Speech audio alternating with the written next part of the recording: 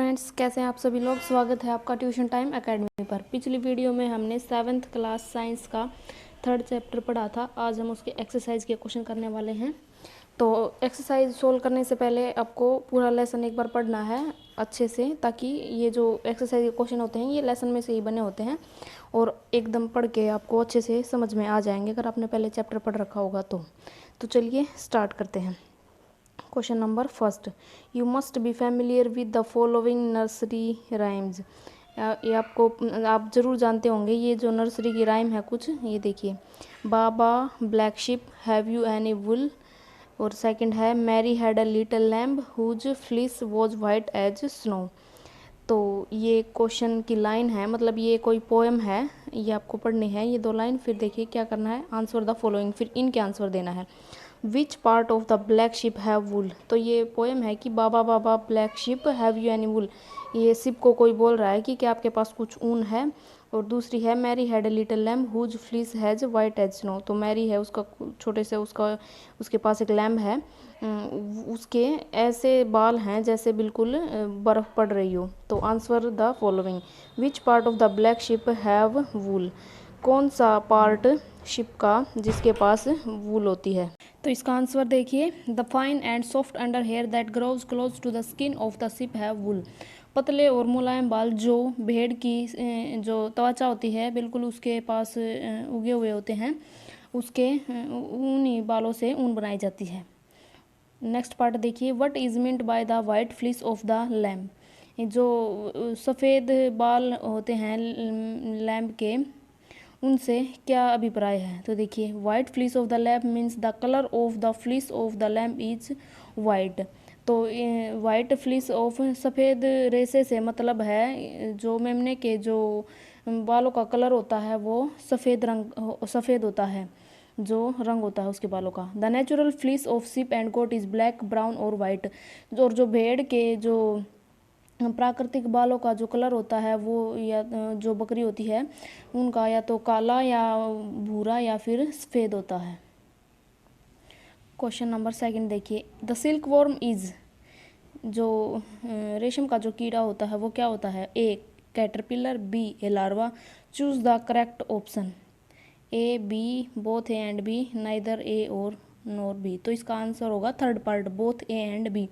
जो सिल्क का जो कीड़ा होता है वो दोनों स्टेज आती हैं उसकी, कैटरपिलर और लार्वा। तो बोथ ए एंड बी हो जाएगा इसमें।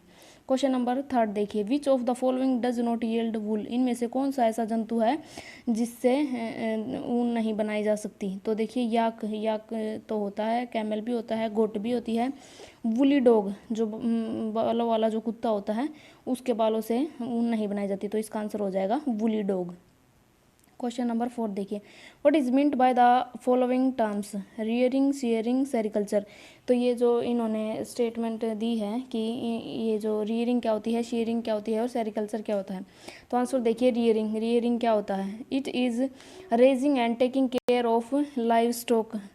ये जो जंतु हम पालते हैं उनको पालना, उनकी संभाल करना रियरिंग कहलाता है। जैसे काऊ, बफेलो, गोट, जैसे भेड़, बकरी, भैंस, गायें लोग पालते हैं उसको रियरिंग बोलते हैं।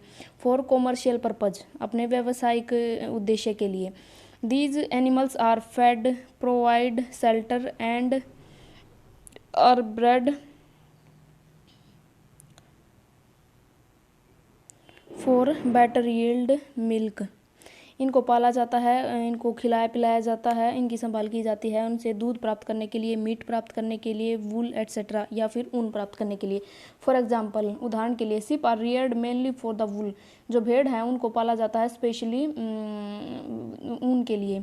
They are mainly reared in areas with low rainfall. वो वहाँ पर पाली जाती हैं जहाँ पर कम वर्षा होती है। Rudyard ship eat grass and leaves. जो पाली हुई जो भेड़ होती हैं वो घास या फिर पत्ते खाती हैं। They are also fed on a mixture of pulses. उनको ये जो मिश्रण होता है दालों का, corn, jowar, oil, cakes and minerals, इन सब के मिक्सर भी खवाए जाते हैं। In winter they are kept indoor and fed on dry fodder. जब सर्दियाँ आती हैं तो उनको अंदर रखा जाता है घर के, और क्या खिलाया जाता है, ड्राई फोडर, सूखा चारा, लीव्स एंड ग्रेन्स, पत्तियाँ या फिर अनाज। Next shearing. शीयरिंग क्या होता है? वन से sheep develop a thick coat of hair. जब एक भेड़ के ऊपर एक मोटी परत आ जाती है बालों की, it is shaved off to obtain wool, तो उसके बालों को शेव कर दिया जाता है, उतार लिया जाता है ऊन प्राप्त करने के लिए। The process of cutting of the woollen fleece of ship with a thin layer of skin is called shearing. तो जो प्रक्रिया है उसके बालों को काटने की, उसकी त्वचा की पतली सी परत के साथ, उसको शीयरिंग बोला जाता है। It is done by the machine similar to those used by barber to remove hairs. यह प्रक्रिया उन मशीनों के द्वारा की जाती है जैसी जो बार्बर होते हैं, जो बाल काटने वाले यूज करते हैं बालों को काटने के लिए। नेक्स्ट है सेरिकल्चर। सेरिकल्चर क्या होता है? The breeding and management of silk worm for production of silk is known as sericulture. तो जो सिल्क का जो कीड़ा होता है उसका पैदा करवाना, उसका फिर पूरा ध्यान रखना, उसका पूरा पालन पोषण करना ताकि उससे सिल्क प्राप्त की जा सके, उस प्रक्रिया को सेरिकल्चर बोला जाता है।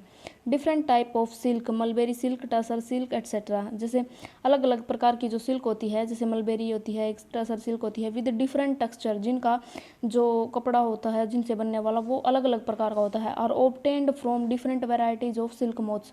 तो ये अलग अलग प्रकार के सिल्क के कीड़े से प्राप्त की जाती हैं। क्वेश्चन नंबर 5 देखिए।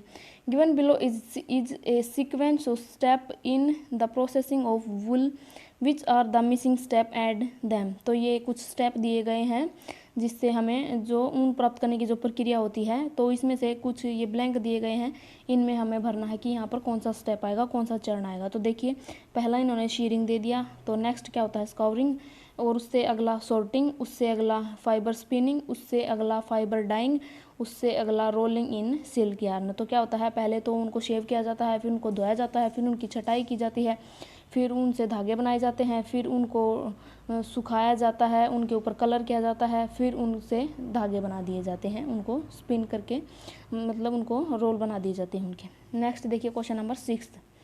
Make sketch of 2 stage in the life history of silk moth which are directly related to the production of silk.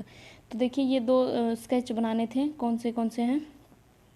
जो सिल्क का जो कीड़ा होता है उसके प्रोडक्शन में जो चरण आते हैं उनका स्केच बनाना था। तो देखिए ये स्केच बना हुआ है, ये आपकी जो बुक है साइंस की उसमें भी मिलेगा आपको, वहाँ से भी आप देख सकते हैं, या फिर आप यहाँ से स्क्रीनशॉट लेकर इसको अपनी कॉपी में बना सकते हैं।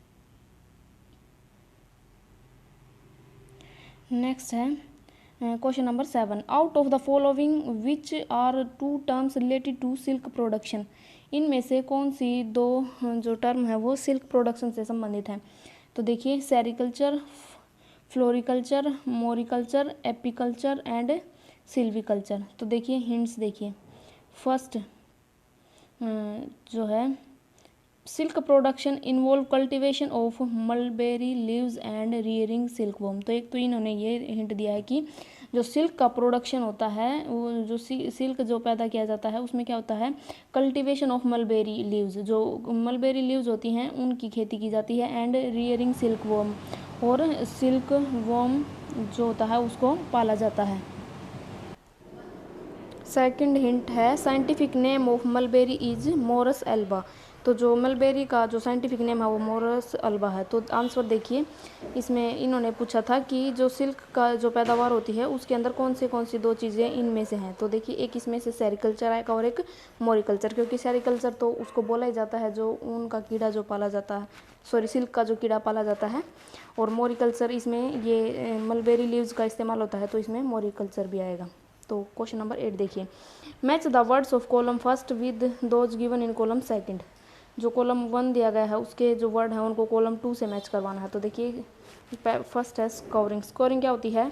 Cleaning and shared skin. Cleaning shared skin, जो उतारी हुई जो स्किन होती है भेड़ की उसको साफ करना स्कोरिंग कहलाता है। नेक्स्ट है मलबेरी लीव्स। तो मलबेरी लीव्स क्या है?